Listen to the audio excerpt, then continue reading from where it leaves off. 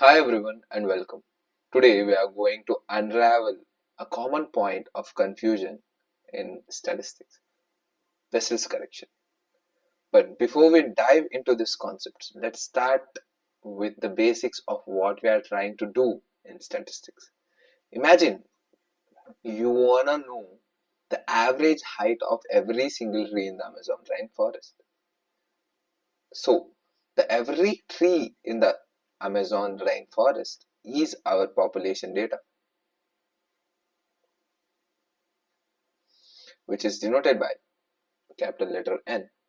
So how do we calculate the average height of every single tree in the Amazon rainforest? That is practically impossible, right?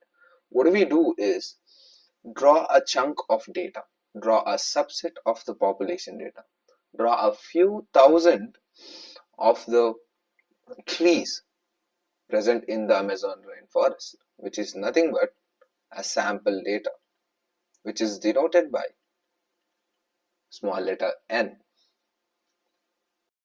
So in statistics, we use sample data to make educated guesses or inferences or inferences inferences about the entire population, or we try to estimate the characteristics of the population. What is the characteristics we are looking now? The average height of the trees. That is the characteristics we are looking for, we are trying to estimate. So those are nothing but the parameters. So the calculations we make from our sample, the calculations which we make from our sample, like the average height of our sample trees, are called statistics. Okay, so so what I'm trying to tell you this, the core idea of the inferential statistics to use the sample statistics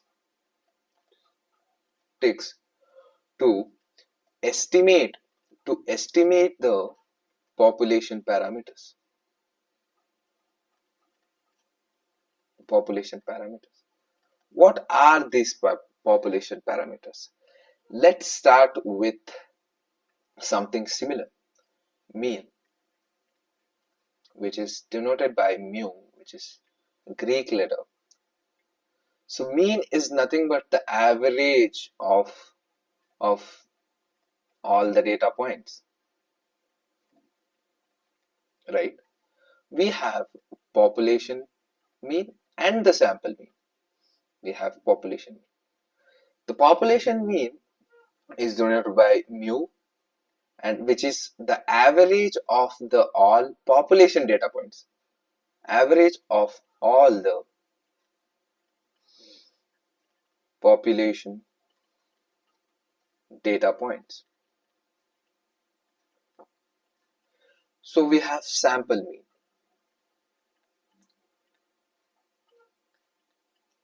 The sample mean is also the average of the sample data points.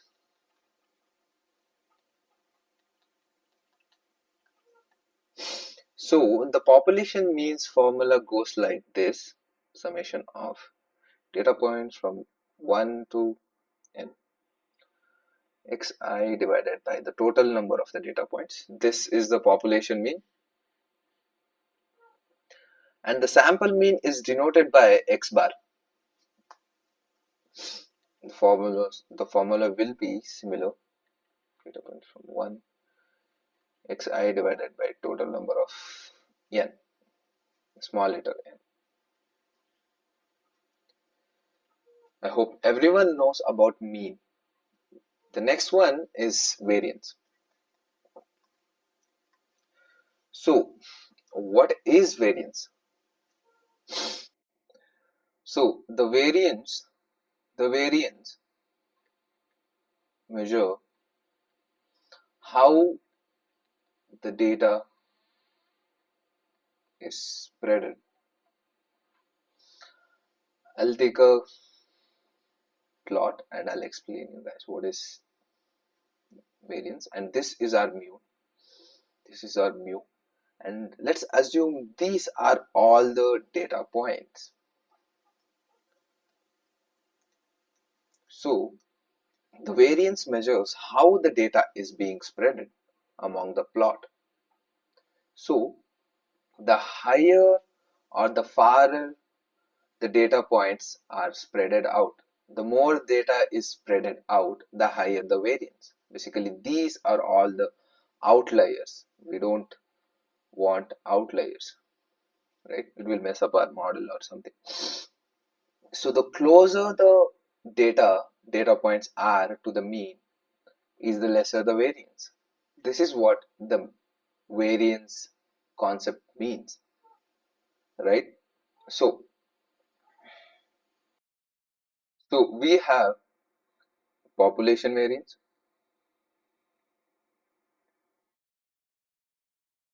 which is denoted by sigma square. So the formula goes like this: summation of data points from 1 to capital letter N and xi minus mu square, because we don't get any negative values, divided by total number of data points. And we have sample variance.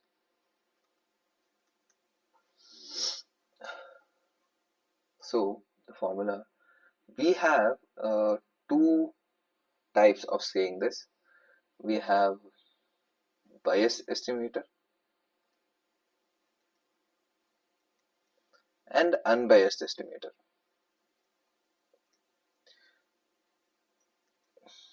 Let me take a moment and tell you guys what is exactly the estimators. So so the estimator is nothing but the sample statistics we use to calculate the population parameters. The population parameters, which is statistics, means nothing but mean or mode. We are using a sample mean to estimate the population parameter, which is nothing but the population mean. So this is called estimators. So what exactly is biased and unbiased estimator? What exactly is biased and unbiased estimator? So I'll take a moment, I'll brief with a graph. So this is our mu, right? So let's explain what is unbiased estimator first. So when the sample mean is equal to the population mean, it is exactly where it is exactly where the mu is. If the sample mean statistics are approximately equal to the population parameters or population mean, then we call this as unbiased estimator. We can say that sample mean is an unbiased estimator of population mean, right? So what is bias estimator? So biased in general means error, right? Systematic error or some error. So what exactly biased means? So when the mu is not equal to the sample data, when the population mean is not equal to the sample mean, where the normal distribution of the sample data will be somewhere around here, the mean will be somewhere around here or somewhere around here, or this this bias or differences between this parameter and population parameter and the sample mean, this is called unbiased, this is called biased estimator, right? So we can go and we can explore now about the variance. So variance, we have biased estimator,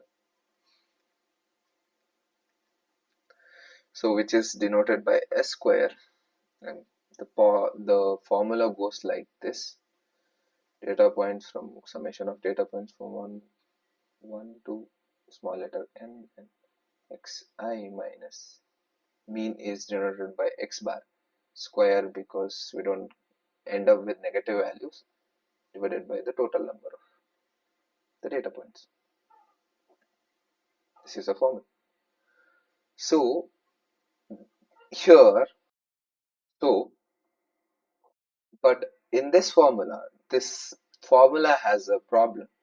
It is a biased estimate, right? On an average, it tends to underestimate the true population variance. It will underestimate the true population variance.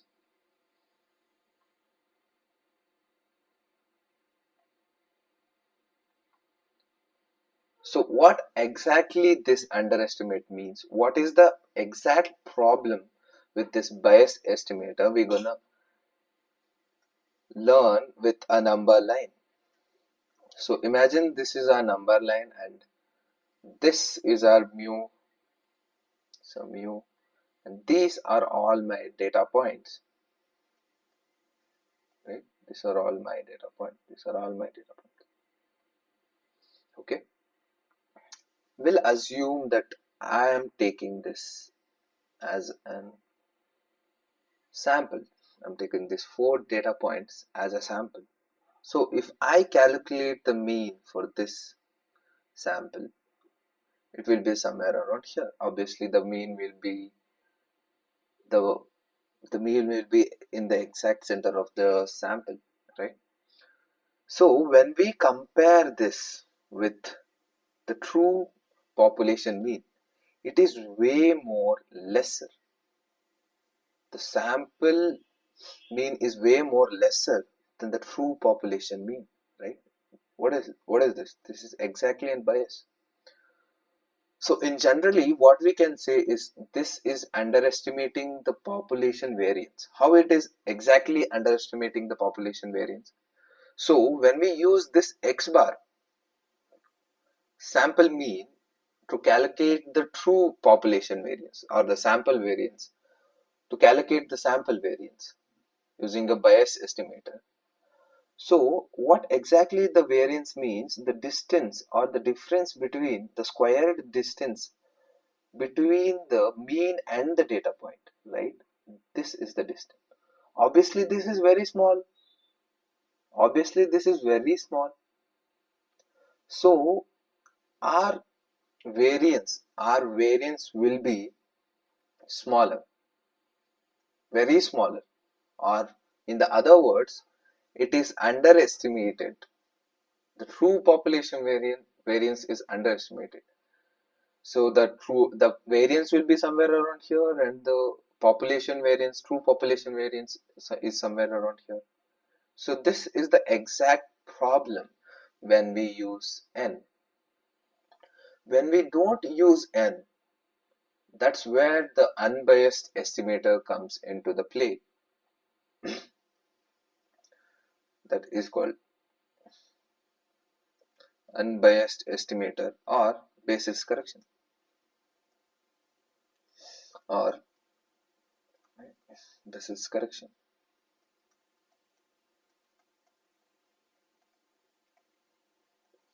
So the formula goes like this. It is denoted by S square suffix of n minus 1 is equal to summation of data points from 1 to small letter n and xi minus x bar.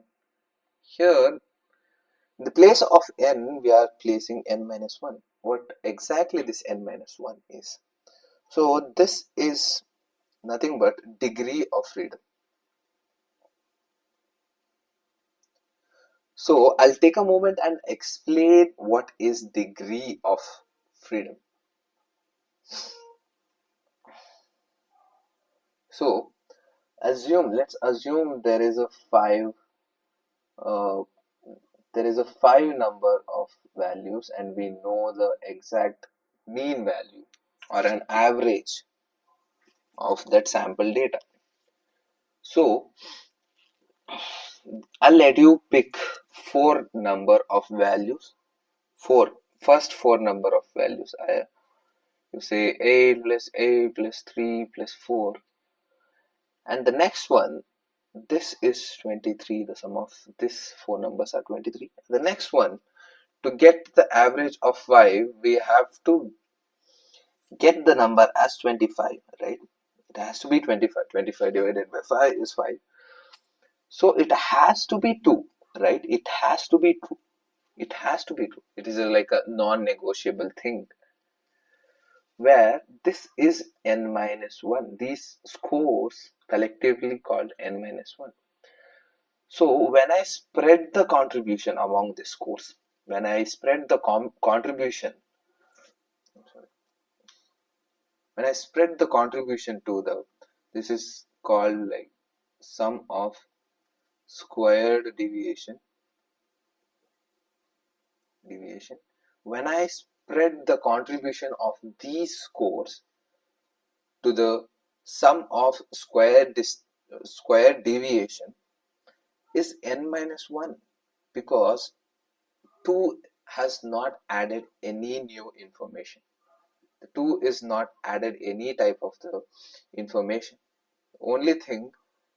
The only new information is added by n minus 1. And how exactly dividing this by n minus 1 will affect our variance?